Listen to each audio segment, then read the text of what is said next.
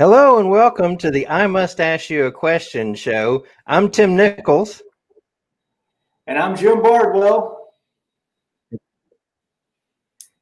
And today we're going to talk about what is next. What's your next move? So we've seen a lot of changes, or we feel changes in the undercurrent of the paradigm.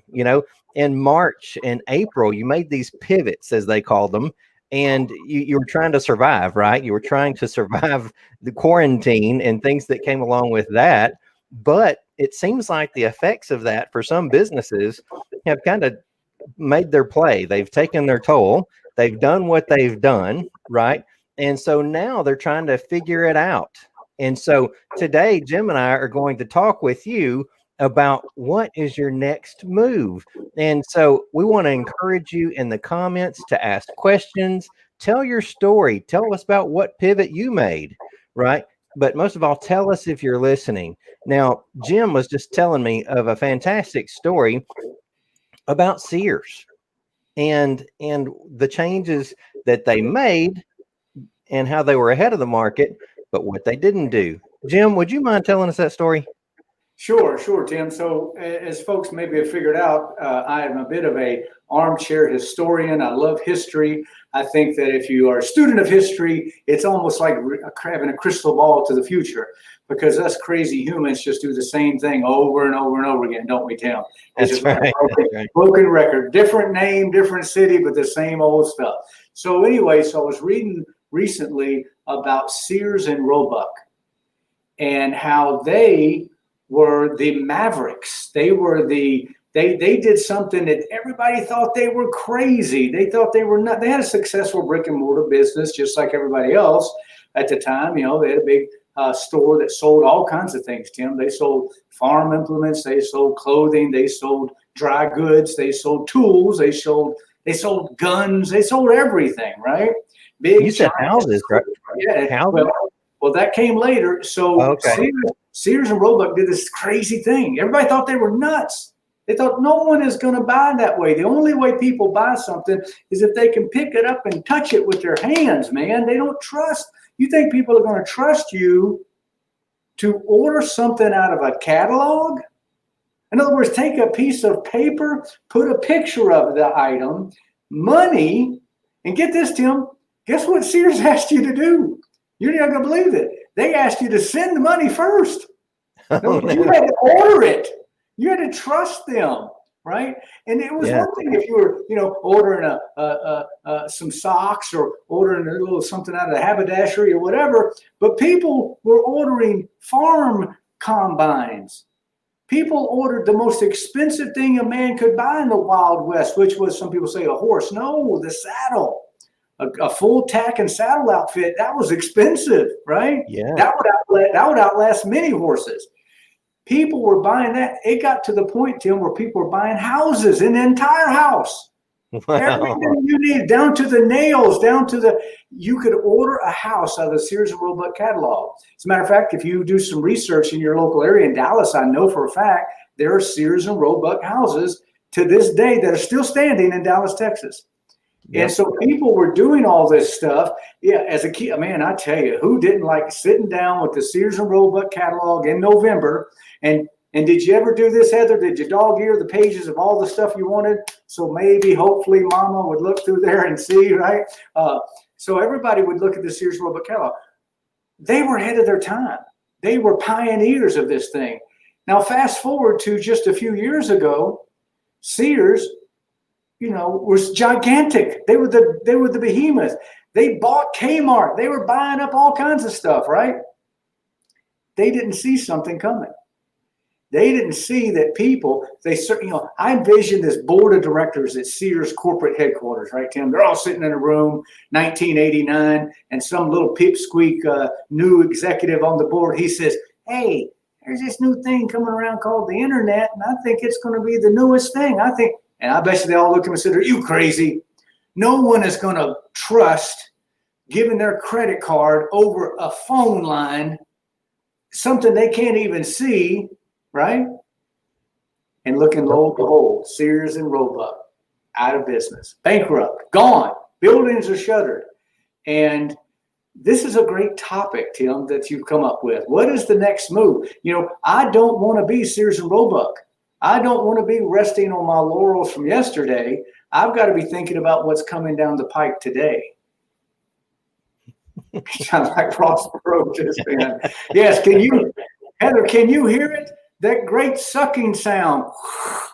The economy. Remember old Ross Perot, bless his heart? He tried to help us. He tried to save us. Yep. Well, yeah, looking for the next move and really seeing what's happening in the undercurrent. It's the current is obvious, right? In fact, I was telling this morning in a training call that I did for our 3 Million% group that I don't know if you ever saw the movie Maverick with Gerard Butler. And he was a surfer. This is a true story, based on a true story, but he was a surfer that surfed these massive waves that nobody else could surf, right? And the two challenges why no one else could surf these waves is because they couldn't paddle out far enough to get past a wave like that before it started coming in. So they never got to the other side to be able to surf it, right? And then on top of that, he could hold his breath for 5 minutes underwater when the wave like that crashed in and just held him underwater so he could outlast the wave. But he got to where he could feel the undercurrent by putting his hands in the water, and he would sit on his board and he would say, something just changed, I'm headed out. And so he would paddle out as far as he could go before those big waves started coming in. And so he got to surf waves that no one else got to surf. And I think it's the same way. What are some things right now, Jim, that you're seeing that feel like the undercurrent shifting, the paradigm is shifting? Well, it's funny. That's exactly what the topic of conversation we had around here at my corporate headquarters last week. What is a paradigm shift? What does that mean? What is that actually, the definition of it? And, it's basically when you start doing something completely different than you were doing before. That's the simplest form of explaining that. And what's unique about this, though, so that was a great analogy you just used. It's not that he had some kind of crystal ball. See, sometimes people on the outside looking in, when someone takes action, and it appears as though they took that action way ahead of the curve, right? There was a curve that hit, and this person, there's a run around all over the internet, this guy saying, hey, I predicted the crash of 2008, and if you buy my book, I'll teach you how to be ready for the next one. Well, is there a crystal ball? Are there people who are there sometimes a gypsy, fortune tellers? I mean, what makes these people? Do they have the gift of discernment? How do they know these things are going to happen? Or more importantly, how do they put themselves in a position to take advantage of, or be ahead of the curve, or be in a position to take advantage of a change when it happens? And I've thought about that a lot, Tim, and this is what I've come up with. Those people aren't gypsies. They aren't fortune tellers. There's no crystal ball. You know what they'd simply do? They have learned from previous experience. That's it. That's it in a nutshell. So here's the thing. We know from previous experience what happens when there's a paradigm shift. All you have to do, and you say, well, I'm only 25 years old, Jim. I'm not old like you are. You're an old fart. You've seen stuff come and go, right? Well, you know what's crazy about stuff, old farts like you and I, Tim? Let's see, I call Tim an old. I'm an old fart. Tim's kind of an old fart. Us older gentlemen like you and I, you know what we got going for us? Is sometimes every once in a while we'll sit down and we'll take out a little pencil. And we'll take down a piece of paper, or we'll take out a typewriter. I'm really showing our age, right? Take a typewriter. We'll take an iPad. Here we go, Jim. We'll get out an iPad, and we'll do this thing called write a book. We'll write a book.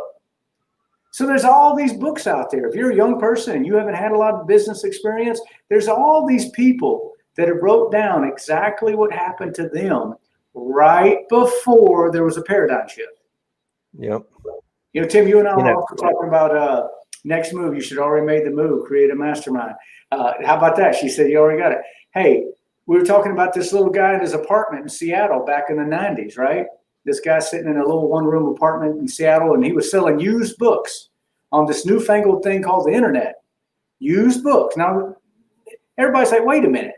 There's all kinds of used bookstores. We're in Seattle. There's a used bookstore on every street corner. There's a coffee shop and a used bookstore. I used to live in Seattle. In the 90s, there was a coffee shop and a used bookstore on every street corner. And I said, what are you thinking? No one's going to buy a used book from you on the internet when they can just go down the corner and buy one right now. And so what he did, he said, wait a minute, what can I do to make it easy? I know what I can do.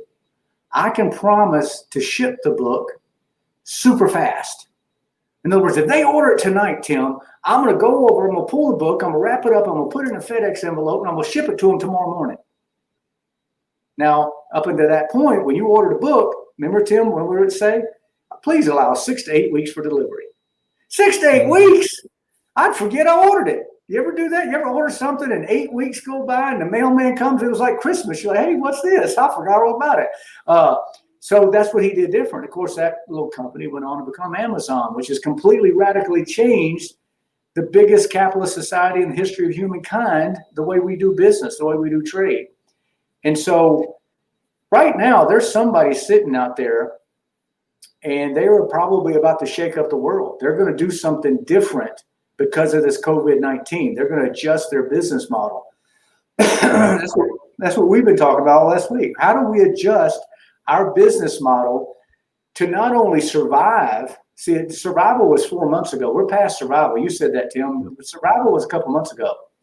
We now have to adjust ourselves to this new reality, to where we are today. And there are definitely some changes that we can make to make us not just more efficient, but actually put us in a position to grow. Right. You know, we were discussing last week that I'm pretty proud of this. In this horrible end of the world doom and gloom, we've added 3 new licensees in the last 45 days. 3 brand new licensees. Yeah, and they ponied up that licensee fee, which isn't nothing to sneeze at. And they bought a territory, and they are, so there are people out there that are gearing up for change, Tim. These people are bought a new territory with a new product. They're positioning themselves to grow, not survive, to grow into a market. Right. You know, and I agree with you on the survive versus thrive mentality. And really, in my thoughts, we've experienced probably a year or two of adaptive change within the last 4 months. You know, normally the changes wouldn't come this fast from my experience. You know, and kind of going back to something that Heather mentioned about creating a mastermind. Well, within the 3 Million% program, we actually like to learn from other business owners and entrepreneurs and professionals from their past experience. So we meet in these mastermind type groups and share experiences with one another and say, hey, you might not want to do that because I did this back 5 years ago, 10 years ago, and this is what happened. Or they have ideas of what they wish they would have done better, something along those lines. So I love that concept of doing that. And you mentioned the books. I like the mastermind, especially being in the right time, right place with the right people, you know, to do life together like that. But where if I've got a Jim Bardwell who's been doing this for 10 years longer than I have, and you can speak into me and say, hey, this is what we did back 5 years ago, you might consider something else. That is a huge benefit to me, not only to create and gain from new information, but to avoid pain in missed information. You agree with that? Absolutely. You know, again, you know, books are a method, but nothing can make up for real world experience with a real living, breathing person that can become a mentor to you. Now, you certainly, you know, like you and I always say, we think of Zig Ziglar as a mentor. Now, Zig Ziglar hasn't been with us for years, you know, but he left such a legacy of written word, video, recordings. He certainly can be a mentor to someone who will never meet him in person. They can't. If they didn't meet him 5 years ago, they ain't going to get to meet him, right? But I agree with you, Tim. Nothing can substitute, the mentorship of old, right? That's right. The spending time with someone who's been doing what you want to do or you aspire to do for a number of years. And, there's some trades that still, well, hello, Gerald. All right. There are some trades that still work that way, Tim. There are some trades that still you have to apprentice. You have to be, you start off as an able apprentice, and then you work your way up to a journeyman before you can become a master yourself. And then part of being a master is you have to agree to pass that information on to someone under you, right? Right. So let's talk about how we're going to pivot. What are we doing to pivot, Tim? What are you doing? Well, and really, listeners, I want you to comment and share your stories as well. Share your pivots with us. Share what you did last time and then what you're preparing to do, because I want you to engage. I want you to ask questions even. And I'll tell you, Jim, we've already started to pivot. I probably started a few weeks ago with the pivot because I felt the shift coming. There was an idleness, and really, I don't know if it's being 17 years as a financial advisor. I'm watching economic behavior. I'm watching human behavior, and learning from what I see there. And really what made me even think of that was you see a lot of tombstone type stores and shopping centers right now, tombstone buildings of what used to be. Before the call, we were discussing Steinmart going out of business, having their going out of business sale. We were discussing like mattress firm. I passed by, and you can see some of these buildings, you knew what they were, right? But then you see their signs laying down in the parking lot and stuff like that are concerning, right? And you still hear about how great the economy is and all that kind of stuff, but these are leading indicators that are saying something different that feel like a shift in the undercurrent. So what I'm trying to do with our 3 million % program is to dig deeper into our relationships and create greater referral generation per member. And so how we're doing that is just building into one another that much deeper. And we're seeing people that are transitioning out of, I would say they're looking at that ROI that we talked about last week. They're looking at their return on investment, return on influence, right? And they're trying to determine, do I still need? Uh-oh, I'm back. Okay, something must happen with my Wi-Fi. Can you hear me? Oh yeah, I can hear you real good. Just a little glitch. Just for last time, I'm just double checking. We just had a little Max Headroom a moment there. You remember that guy? Yeah. So, yeah, a little bit of that. So, in those thoughts, just trying to prepare ahead of time. So what we did was we launched a community management platform and kind of developed, actually took advantage of this platform that serves as like our very own Facebook, right? And so we can actually operate in-house and have direct messaging, and it helps with our communication. It helps with our administration of the program. And so it really is helping us do better in what we already do. So that's kind of where we're investing in, is to dig deeper into the relationships with those we already have. What about y'all? Well, again, like I said, we made a decision a few months back. I mean, me being here where I'm at today, I'm coming to you from Boise, Idaho. Now, a few weeks ago, I was coming to you from Nashville, Tennessee.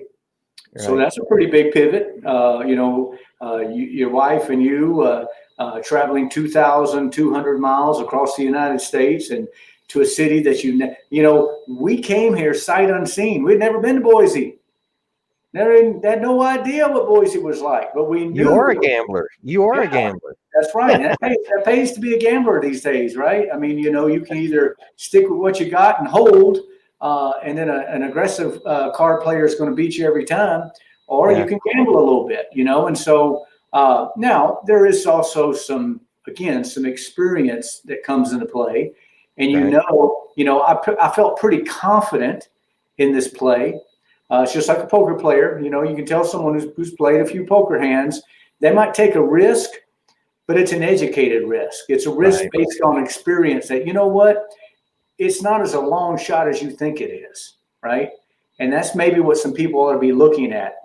Maybe we're going to do a little pivot. Maybe we're going to take a bit of a risk, but it's maybe not as long shot as people on the outside it appears to be, right? You know, if you're a financial advisor and you're seeing that your market is shifting and pivoting, you know, maybe you don't become a sous chef at an Italian restaurant. That might be a little far-fetched, right? Yeah. But you certainly could maybe say, well, wait a minute, this skill set that I already have, what is a new product line? What is a new line of offerings I can bring on board? Maybe I become a little different, you know, instead of being just a financial advisor, maybe I take on a few clients where I actually help them manage their money in a more direct way, right? Instead of just being, okay, well, I'll talk to you once a week or once a month. No, there's some people, very good friend of my wife. She worked for a giant, huge accounting firm, right? Walked in one day, sorry, put all your stuff in that little brown box. It's over. And this was back in Enron days, right? You remember all that? Yeah. They were huge. I think it was Arthur Anderson, big, huge accounting firm, one of the biggest in the nation. And you talk about pivot, and you talk about change, and you talk about, now she didn't just throw her hands up and say, oh, well, I've got, you know, went to college to become an accountant, and you know, I'm just going to do something totally different. No, you make a pivot within your playbook, right?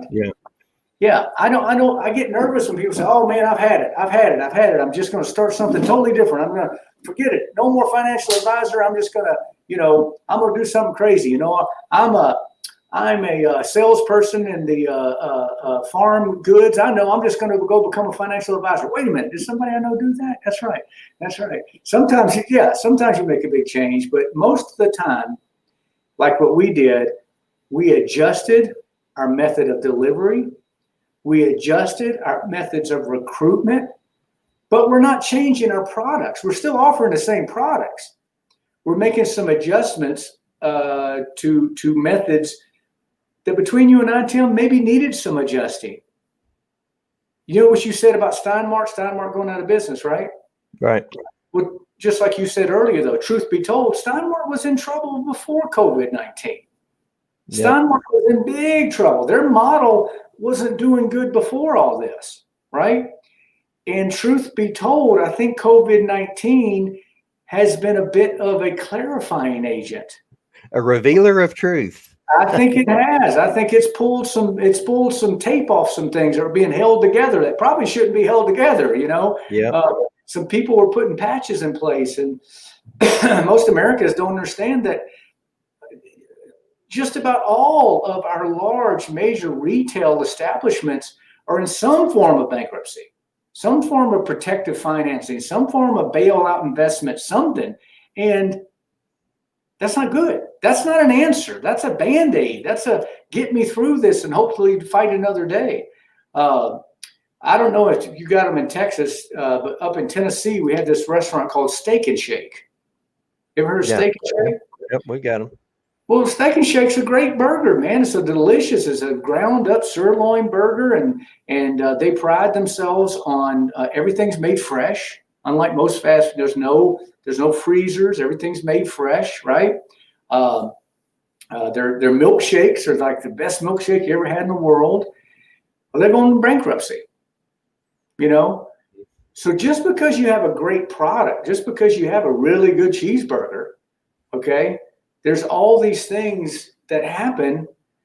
And so that's what we started realizing. We said, wait a minute, COVID-19 has revealed some things that have nothing to do with our product, right? Our product's great. Our product was great before, and it's still great. It's a great product.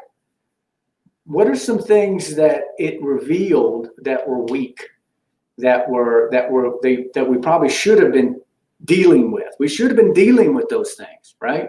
Yeah. And the other thing we had going for us is that in January, we actually made a leadership change. Unbeknownst to COVID, we didn't know COVID was coming, but we made a leadership change. And the person that took over as managing director was a young man just turned 40 years old, young and energetic and not afraid of change and not afraid to move and shake. And Tim, when this thing first started hitting, he was just on it, man. He was just boom, boom, boom. Okay, stop. Let's stop doing that. Let's do something else. Let's stop doing that. Let's do something else. And I think that had a big, big, big impact on our outcome. It really did. Right. Something else. Well, here, by the way, let me go back to comments here real quick. I like what Heather said here. Make a divot when you pivot, dig deeper. And that, at first I was thinking about something about what I had said, but it goes into what you said as well just now. Dig deeper on what's working and give up what's not working. If you don't have the time and money to put into what's not working, get better at what is working. Right? Yeah, exactly.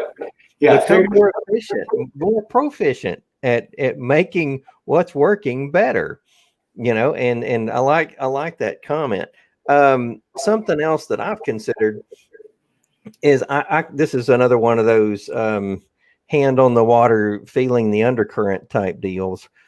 People are sick and tired of virtual. We do it because we have to right now, but they're also tired of the masks. And, I think changes are coming with that some way, form, or fashion.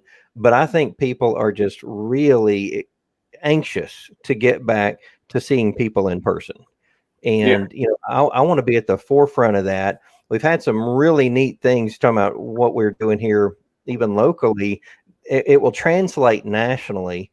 But one of our members before quarantine he kind of inherited this networking event and was running about 100 a month at a location here in the Dallas area. And when things changed, that just went away. Right. And that was his source for creating new relationships and converting those relationships to revenue streams. So in doing that, when that went away, that's when we were introduced and we met each other. So he's actually now in our growth group program, our peer advisory program, building out those deeper relationships to create referral generation.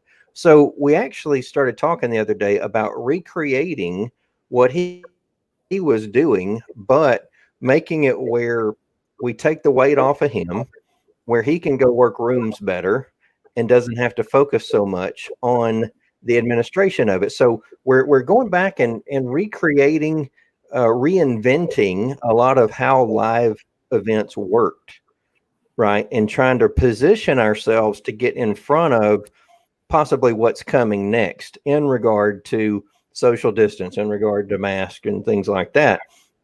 But if we were to break that up into smaller groups and spread it out, what that looks like, and our growth group program is already set up that way, but we're following a certain structure in that. But I'm talking about even networking events, what that looks like, and something I was thinking about for you is, you used to get a lot of your licensees from conferences, if I remember correctly. I'm curious to see what the conference scene looks like. Well, you're right. And one of the things that I think that has allowed me to continue to grow this is that I have been comfortable virtual. Some people are not. Some people can't stand it. They just can't. And their communication skills do not transfer well to video. They just don't. Maybe live and in person, they come across as genuine, as soft-spoken, as quiet, as a very warm person, right? But in a virtual environment, they come across as cold, as uncaring, as quiet, as disconnected, right? There's a few videos going around right now about that these giant, huge corporations, they all switched to virtual meetings. And how people who had been on the back burner or lower on the totem pole, or they've had their moment to shine. And a lot of times they've been younger. They understood the technology. They suddenly, the big executive that just used to waltz into the board meeting and everybody had to sit there and patiently wait for him. And he walks in and, All right, give me the rundown. What's going on, guys? Right? He didn't know how to turn a computer on. He didn't know he didn't how to do any of this stuff. Right? Yeah. And Right. so Tim, I guess really what this boils down to is that you just look at it one of two ways. I like to think, there's that old saying about a door, doors can shut and doors can open. And if the door shuts, open it yourself, or go, like you said earlier, go knock on a different door. Just, if a door shuts, and go from one that's open. I kind of look at that like when you go to one of those big fancy hotels and they got the two double doors, and then in the middle, they got that spinning door, right? Remember those when you was a kid, man? I get in that thing. I just thought those were the neatest thing, a spinning door. That's the way I look at this. It's a spinning door. And you'd be surprised the benefits that are going to come out of that there are going to be people that are going to adapt to that. Some old school people, man, I tell you, there's nothing sadder than to see a really old person walking up to one of them spinning doors. Man, they don't do well with them things, right? I mean, they can barely handle the normal door, right? Then you put them in that spinning door, it might not end well, right? Right. And so certain people, and when I say younger, I don't mean in age, I mean in mindset, that certain people are adapting to this very well, right? And so, again, just like in our company, we went from our leader was retirement age and very successful businessman and very accomplished businessman, very wise businessman, but not of this generation. Really a rudimentary understanding of computers and internet, and certainly none of this, zero of this, right? Right. And we had the good fortune, just in the natural progression of a company changing, our new leader was very adept with all of this. And so, now what can an individual do? What is somebody sitting out there going, well, that's all fine and dandy, Jim, if you just happen to be, ready to do this. I think they need to take your advice. I think they need to say, okay, I can sit here and beat myself against the wall and get upset with myself because I'm not good at this or good at that, or I don't have a natural gifting for this or a natural gifting for that. Well, I'll promise you one thing. You got a natural gifting for something. Right. Every single person on this planet was born with what I call a birthday gift. You can't take credit for it. You were born with it. You were 2 years old. I bet your granddaddy would say, boy, when you was 2 years old, you was acting that way. And he's probably right? There's certain things we're born with. And there is no more miserable a human being than someone sitting there wishing that they had somebody else's gift. Someone sitting there wishing they had someone else's natural talent. Now, we can all learn skills. Skills can be taught and skills can be learned. What I'm talking about is, what are you naturally gifted at? What do you need to be spending your energy in developing and not wasting your time in learning? Okay? Right. And guess what? There's no better way to find out what it is you're put on this planet to do than a little adversity. Okay? No better way. A little adversity, right? I can't remember. There was a quote once, and it was a famous female monarch. She was a queen of England. I don't know how far back it went, but anyway, she was a queen. And what somebody once asked her, they said, what's the greatest thing during your rule that's helped you be a better ruler? You know what she said? What's that? Adversity. Yep. She said, my rule has been plagued with adversity. It's been plagued with adversaries. It's been plagued with challenges. It's been plagued with turmoil. It's been plagued. And she goes, and it has forced me to constantly be fighting and improving and bettering. And she goes, there is probably no worse thing you can have happen to royalty than idle time. Because when you're sitting around with a whole bunch of money and nothing to do, you can get yourself all kind of trouble, right? I mean, you just, that's how you end up with That's how you end up with the French Revolution, right? That's right. You know, but she said the best thing that ever happened, or maybe it was a Mary Queen of Scots. Anyway, one of those queens, she said the best thing that ever happened that made her a great ruler was that she had constant adversity. So I think that that's what we're going to pull out of this. I think that if you were to come back, and anybody who's on this call or listens to this call, or you and I, if we were to come back 24 months from now and say, you know, now that looking back on it, what do you rate COVID-19 as? Was it a positive or a negative? I'm betting on positive. I'm betting that I'm going to be in a place that I probably would have never, ever. Well, I'm already in a place I never would have saw myself a year ago. I'm in a whole new city. I mean, how different can you get, right?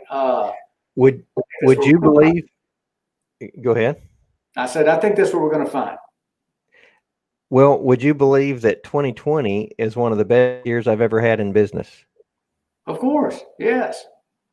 You know, and I hear a lot of people complain about it. A lot of negative things happen to people, but I would say, you know,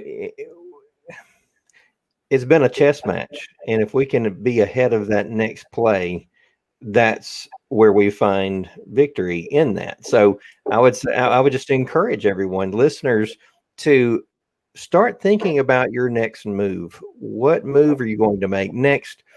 If you have struggles in saying, what current should I be seeing that maybe I'm not seeing, I encourage you to get in one of our peer advisory groups and let them speak into that, or comment in the questions and ask a question saying, hey, what am I missing?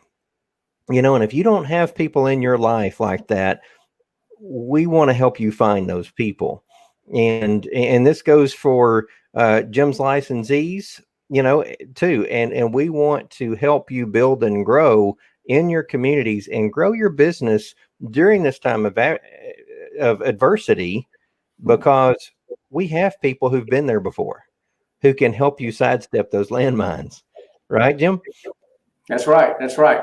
It reminds me of a story I heard once about the American West, and there was this old scout, and his job was to look out and make sure there was no bad guys around the corner. You know, a scout, and Right. And he was leading this party of people out in the Wild West, and they were in this big pine forest up on these hills. And you've been in pine forest, you can't see so good, man. Pine trees, Grew up in. see through. Yeah, you can't see through pine trees. Okay. Right. And so they looked at the scout and they said, look, we've heard there's all kind of bad characters in these woods. Is there any way you can figure out if there's any bad guys around here? And he says, I don't know. Let me think what I can do. And he looked around there, and all of a sudden he dropped down off of his horse and he laid his head down on a big giant boulder. And he sat there and he listened and he squinched his eyes up like he was listening to something. And he put his head back up and he says, you know what? There's about 4 or 5 banditos down the trail, and they look like they're laying in a trap for us. Ain't gonna get us. Man, they all looked at him. They thought, my goodness gracious, you're worth every penny we gave you. You listened to that rock and you were able to. He says, yeah. He says, and one of them's on a black horse, one of them's on a paint horse, one of them's on a gray horse. They got big sombreros. One of them's wearing a red bandana. They were like, oh, for heaven's sake, you can tell all that by listening to that rock? He looked at him like they were crazy. He says, no, you daggum fool. If you lean down here, you can see under the pine trees. You can see down the trail. And so, again, often in life, we think there's some kind of crystal ball. We think there's some, trick or like we're some kind of soothsayer. Like we can. All he did was pay attention to his surroundings. Right. And he said, well, wait a minute. Pine trees, limbs usually stay about 2 or 3 feet off the ground, right? So he got down there where he could see. And that's really what we've got to do, Tim. Don't look for a silver bullet or a crystal ball or, pay some person to go tell you your future. Put your ear down, listen, pay attention, and look ahead. And you'd be surprised. You probably, like we did last week, we had a meeting. We talked about what's happened in the past. We talked about what's working, what we thought was going to work in the future, and we developed a plan. And then the final thing is you develop a plan. You say, okay, I'm going to pivot. I'm going to change. don't forget, be ready to pivot again. Don't go out there and build up a plan that's set in stone, because that's the other thing that seems to be going on, Tim. Have you noticed we seem to be in a quickening. We seem to be in a mode where everything just moves very quickly. Yep. So whatever plan we come up with, we might need to come up with another one next month. That's right. You got to be quick on that pivot, and it's a continual process. And like I say, I think this whole business cycle has been sped up by years, even in the last 4 months, 5 months. And so we've learned a lot, I think, and now it's a matter of implementation, but also remembering what we learned, and just going back and taking note of what you did during this time actually helps you to teach who you've got your mentoring into management, in the company or in your employees or even in your kids. You can help them better understand what their surroundings are, even as they're describing it. That's good. I like it. And so I really just think this has been a massive learning opportunity for all of us. And now it's just a matter of going and implementing what we learned. So exactly. And even if all you learned was, like you said earlier, if all you learned, fortunately, I'm not going to say unfortunately, I'm going to say fortunately, if all you learned is that there were things you should have been paying attention to, Yeah. There were parts of your program that maybe weren't tied down as tight as they should. There were parts of your program that were running a little too thin. I guarantee a lot of people found out that old Ramsey all these years been telling everybody, you better have 3 months income saved up. You better have 3 months income saved up. You better have 3 months. How long has he been saying that on radio? 20 years? A long time. I bet you, I don't know, call me crazy, but I have a sneaky suspicion that there wasn't a whole lot of people that had 3 months income saved up. Right. And man, I don't know if you heard about all the fiascos. A lot of people thought, well, it's okay if I get laid off, I've got unemployment. And then the government came in and said they give an extra $600, I'll be fine. And then all these states went weeks and weeks and weeks and months with a backlog. They weren't giving up. So I think a lot of people have learned some very valuable lessons. And now I'm even seeing articles where they're not even sure if the PPP forgivable loan, they can't find any language or any new current information about that whole forgivable part. Yeah. Go here in Idaho, we have a number of fantastic Native American tribes here. The Nez Perce is right up the road from us. Go sit down with them and talk to them about terms and conditions on a piece of paper issued by the U.S. government. See how they feel about it. Yeah. And free blankets. Yeah, free blankets. Yeah, here you go. Here's an interest-free loan that you don't have to pay back. Right. Did we forget to put that part in the paperwork? Well, dagnabbit, I guess we should have did it. Well, I appreciate it, Jim. And listeners, thank you very much for tuning in. And thank you for your comments and your questions. Let's keep the conversation going in the comments. Feel free to keep commenting and asking questions long after the show is over. We're here to answer those questions for you. And we're glad you tuned in with us. We're glad you engaged with us. And so before we go, though, Jim, would you tell us a little bit about Fiber Protector America? Absolutely. Yeah. Like I said, we're growing 3 new licensees in 45 days. So what Fiber Protector America is the organization that brings Fiber Protector, which is the world's most technologically advanced, environmentally friendly protection system, to the United States. And we do that through a network of licensed applicators and distributors. This is a great business to get into. We are experiencing tremendous growth. If someone thinks, wait a minute, I want to learn more about that, well, they can go to www.fpamerica.com. That's www.fp, as in Frank Paul, initials only, fpamerica.com. They can also send me an email at jim@fpamerica.com. And I'd love to give them more information. And I just want to thank you and thank Fiber Protector America for allowing you to be a part of this show. And I'll tell you a little bit about 3 Million Percent. We are a peer advisory program where business owners, entrepreneurs, and professionals learn from one another's experiences, victories, and challenges. And we would love to have you take a look at becoming a part of us and how we grow in this structured format, how we deepen relationships with one another to create referral generation for each other. And this is a nationwide program. So we want you to take a look at that, and you can reach out to me, 3millionpercent.com, or Tim at 3millionpercent.com. That's the number 3, and then spell out millionpercent.com. And we can put our contact information in the comments as well. So thank you very much for joining us, and click the Learn More button for a free book, or actually this time I'll do a free webinar. And inside of the webinar is a free book. And so again, let's keep the conversation going, and join us next Monday at 2:00 on the I Must Ask You a Question show. Thank you for joining us today. See you, everybody.